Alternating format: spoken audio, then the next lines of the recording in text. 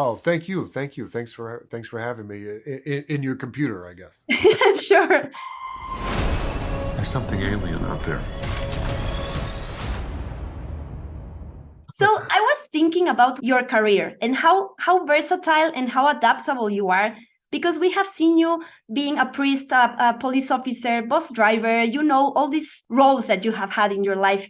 But I think there is always something special and overwhelming and fascinating about being in a story with dinosaurs. When I knew that I was going to see Adam Driver fighting with dinosaurs on a big screen, I was like, wow. And I want to ask you about that joy.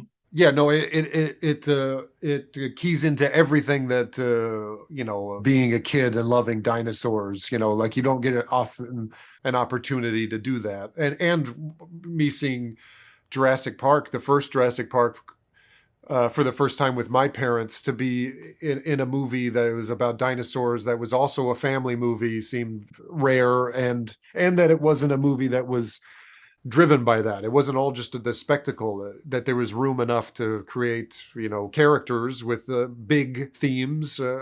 I keep going back to rare, but it made it kind of a no-brainer. One of the taglines of the movie is, "Can you survive Earth 65 million years ago?" And that made me think about existentialism. I know this is a movie about sci-fi and action-centered, but I don't know if you ask yourself that question. Badly.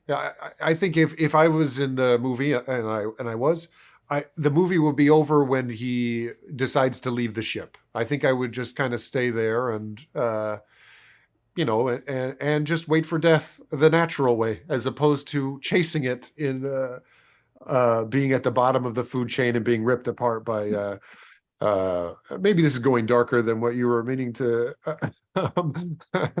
what you were intending, but yeah, it's way better to go and in the comfort of a tin can than that's Right. not what I'm saying, than being ripped apart by a T-Rex. My last question for you is about the scale of the movie, because as I said, we have sci-fi and we have dinosaurs and action, but I also noticed that this is also a small scale movie in terms of few actors and not that many dialogues. And I wanted to ask you about that experience with you as an actor and having this type of movie.